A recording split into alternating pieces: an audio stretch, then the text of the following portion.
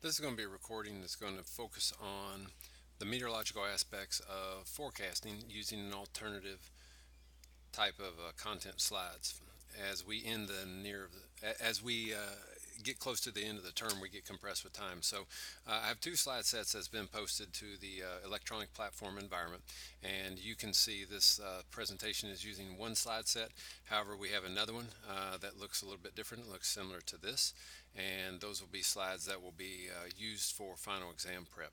So what we typically have time for, but we get compressed with time, is how to forecast and what do we use. We have some organizational structure of the Federal National Weather Service, and that's where we have talked about this at the beginning of the class. But to review that and bring it back toward the end of the class, we have the Department of Commerce, we have NOAA, and then we have the National Weather Service. So the National Weather Service is branched underneath the Department of Commerce for reasons that we discussed earlier in the course, mainly because their objectives were they are protecting personal lives and property, and that organizes them federally underneath the Department of Commerce. So what the National Weather Service does is just that. It allows us to have climate forecasts and warnings, data products, and we can rely on those. Unfortunately, because of the world of emerging apps and personal technology, we don't rely on the National Weather Service probably quite as much as we used to. They are our forefront and our most expert personalities that give us information about tornadoes. So they are the only ones that can issue a tornado warning, and they have similar capacity with that of hurricanes, and they can issue those. They come out of specific branches. So Norman, Oklahoma has the Storm Prediction Center, and we would put the Hurricane Center in Miami, Florida, for some obvious reasons. So primary goals here, what we mentioned before, lives and property. We want watches, warnings, and advisories. Well, what's the difference between those? We've heard of these before. We've got severe thunderstorms, flood, winter storms, tornadoes, and flash floods. We want to give people the warning and to reduce the likelihood of a personal property or worse, loss of life for that. We want to tell them to watch out if in their environment these types of imminent threats enter into their domain. So just be aware, and then we want to give them an advisory, like a travel advisory, so persons can be well informed as they are traveling, so we don't have unnecessary traffic snarls or unnecessary duress upon our insurance claims. So, one of the tools that we can use to help us determine what's normal and what's upcoming for our weather, in other words, deviations from standard behaviors of the atmosphere, is a long range set of data. And this is one that we all chip in for at the federal level, and it's called the NCEP. It's a very robust catalog of information. It does have some binary sequence and some alpha sequences you have to put information into to get some information out of, but it is very powerful. Those of you that go on into research level degree fields will probably, if you're involved with environmental sciences, will deal with this in some capacity. It's a part of the National Weather Service that makes the maps, charts, and forecasts on a very large scale, and it collects data over a long period of time, but not just from the United States, from around the world.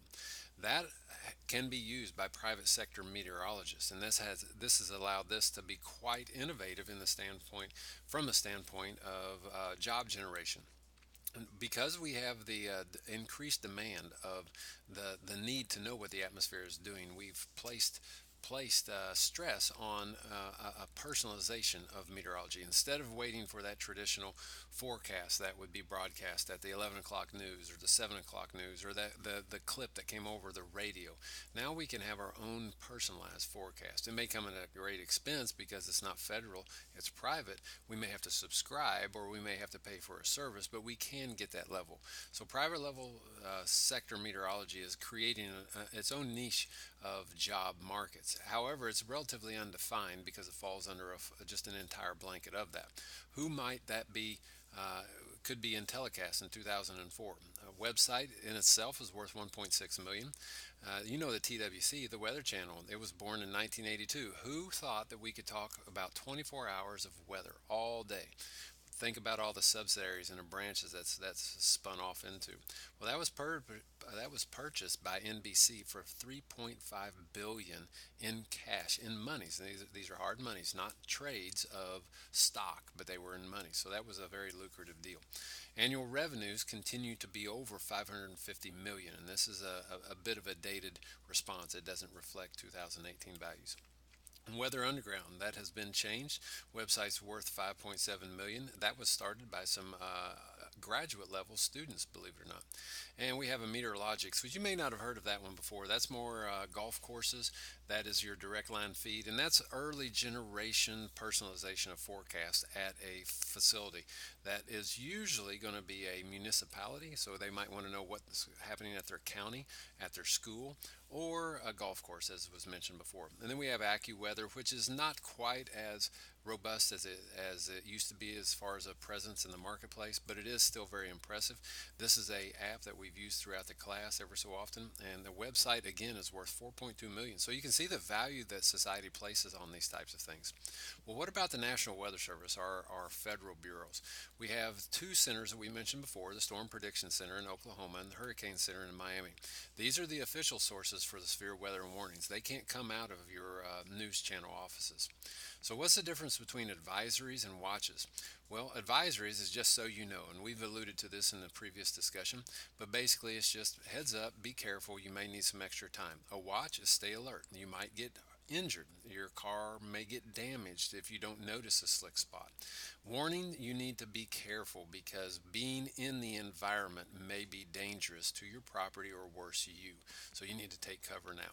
So those are things that are coming out of our weather services. And if you see in the background of this map, all these different colors are our weather service center districts. That's where we see. So Indiana does have a centrally located weather service in Indianapolis. However, in southern Indiana, we are jurisdictioned under the Louisville. So we are National Weather Service Louisville because of our proximity to Louisville. And that's what the office looks like. We used to tour that. We no longer do because of national events. It's a little bit more challenging to take groups of students into federal buildings, so we don't do that. There's a lot of computer processing. You're on a raised floor, and most persons that work in there at a organizational, at a management level, they will have 2 degrees. One is usually an advanced degree in meteorology. The other is a computer science degree. To compare that around the planet, it's not necessarily the size of the state. The buildings are about the same. So here we have one in Louisville and one in Texas. Obviously, Texas would be a bit more aggressive of an area, but the buildings aren't necessarily bigger.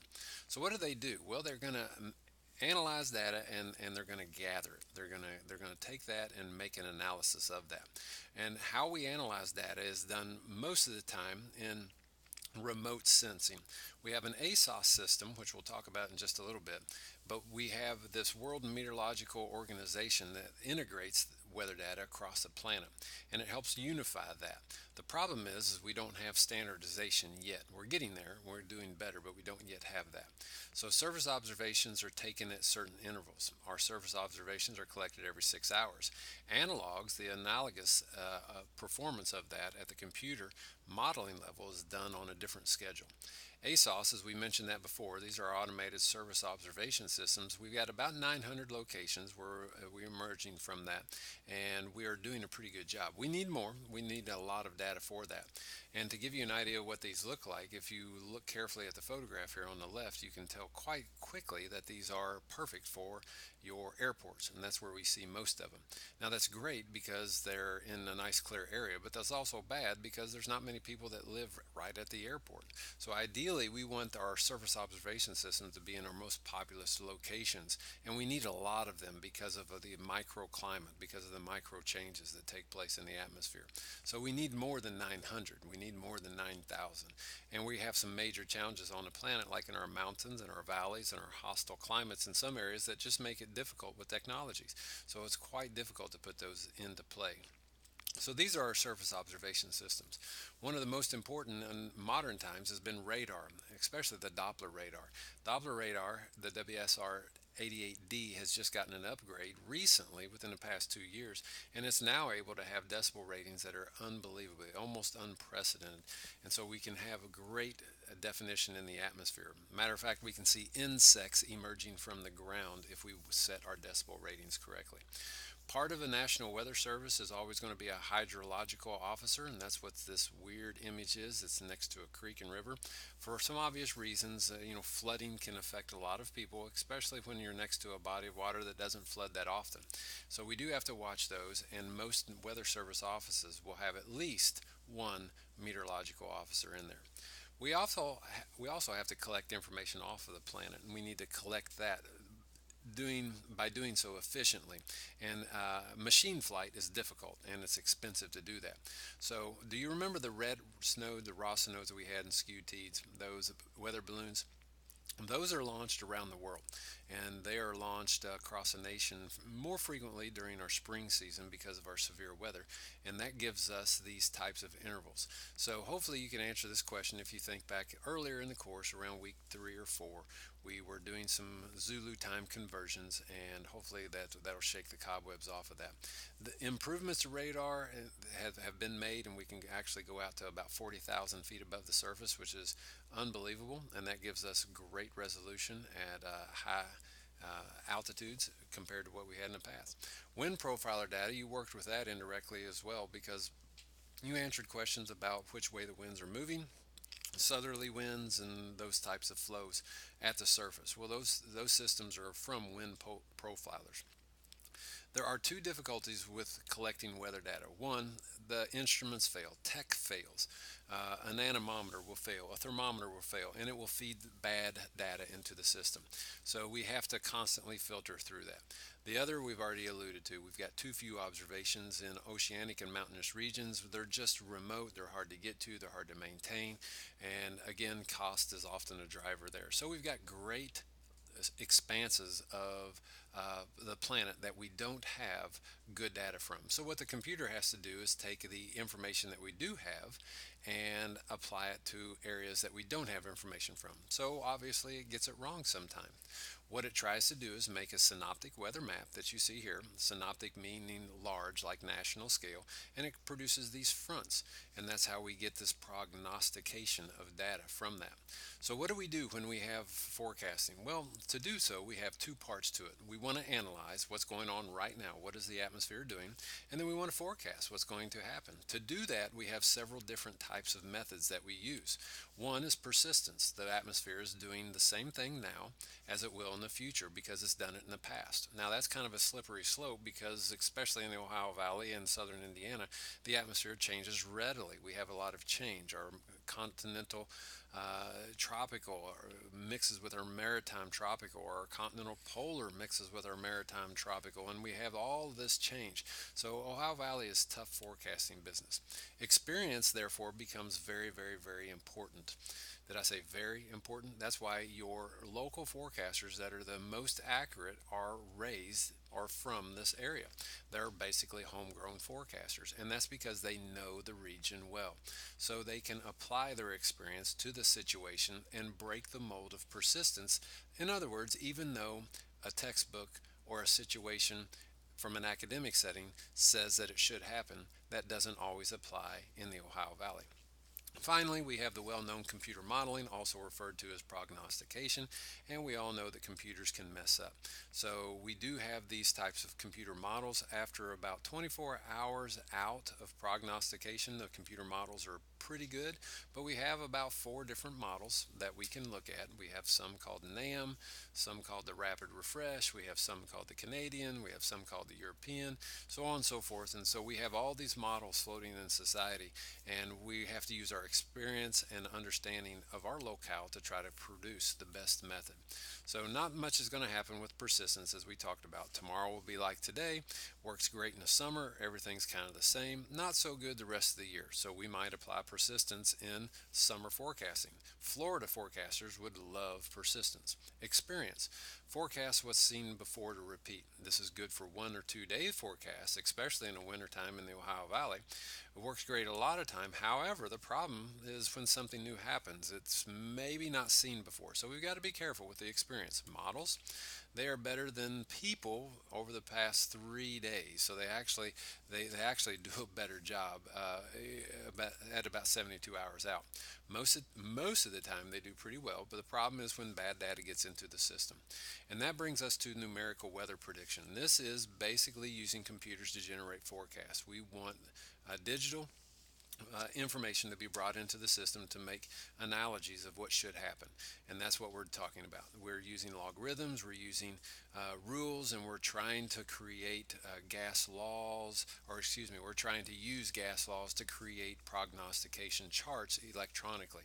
So the model output statistics, or the MOS, is sometimes right and sometimes wrong. We're getting pretty good. Like we mentioned before, we're getting pretty good with our 72-hour forecast. Not too bad. Ensemble forecasting attempts to account for the chaotic behavior of the atmosphere.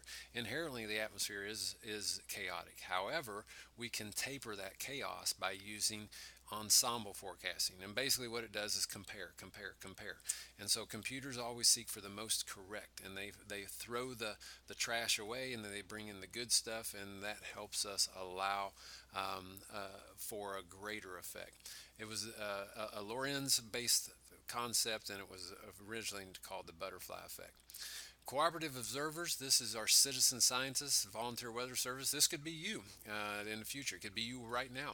They give us information, and the more of these that we have, the better information that we have. So they can give us all these types of information. You can get detailed training, and you can go into the Navy. And believe it or not, you can fly in this aircraft, and put it into a perfectly good hurricane. We have those hurricane hunters. So we do have some pretty remarkable careers out there that deal with meteorology. However, they aren't overly abundant in nature. Some of you might enjoy working with the tech part of it. We've got dozens of satellites, and we are relying and leaning on these more than ever in society to give us some amazing images out there. And we have our terrestrial systems as well, like our new emergency system here. And this is one of these things that's probably already embedded on your phone, and you didn't even have to sign up for it. It's just now a part of them. And it gives you these amber alerts. These types of alerts come from that. You might have seen them over the roadways on our interstates in Floyd County, because we choose to warn people in that way. So when we see those types of things, let's see how we have those types of things. For example, why do we have weather? What's going on with that? It's the sun, and that's where all this began, and that's what I'll leave you with here. So that's what forecasting begins with. Why do we have weather? Except we take it a step further, don't we? We answer the question, what will the weather be like today? So hopefully that will help alleviate any confusions.